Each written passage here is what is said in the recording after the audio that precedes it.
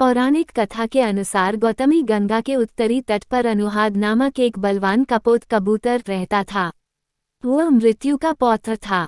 उसका विवाह हेती नामक एक यक्षिणी के साथ हुआ था, जो इच्छानुसार रूप धारण कर सकती थी। वह मृत्यु की दौहित्र पुत्री की पुत्री थी। गौतमी के दक्षिणी तट पर एक भयंकर उल्लूक अपने परिवार के साथ रहता था। कपोत और उल्लूक दोनों एक दूसरे के प्रबल विरोधी थे और सदा युद्ध में तत्पर रहते थे, किंतु किसी की भी विजय अथवा पराजय नहीं होती थी। अंत में कपोत ने यमराज को प्रसन्न कर याम्य नामक अस्त्र और उल्लूक ने अग्निदेव को प्रसन्न कर आग्नेय नामक अस्त्र प्राप्त किए। दिव्य अस्त्र पाकर दोनों ही परम शक्तिशाली हो गए और एक दिन पूरे आवेग से उन्होंने एक दूसरे पर आक्रमण कर दिया।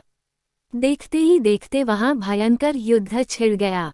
उल्लूक ने कपोत पर आग्नेय अस्त्र से प्रहार किया। अस्त्र की अग्नि से कपोत जलने लगा।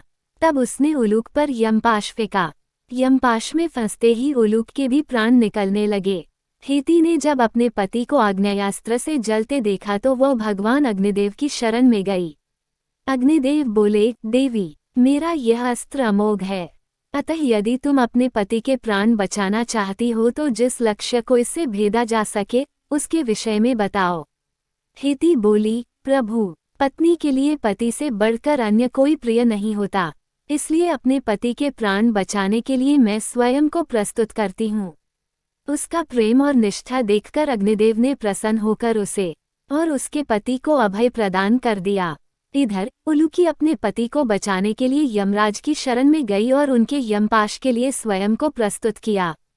यमदेव ने भी प्रसन्न होकर उल्लूकी और उल्लूक को अभय प्रदान किया। तत्पश्चात दोनों देवों ने कपोत और उल्लूक को समझा बुझाकर उनमें मित्रता करवा दी और उन्हें इच्छित वर मांगने के लिए कहा।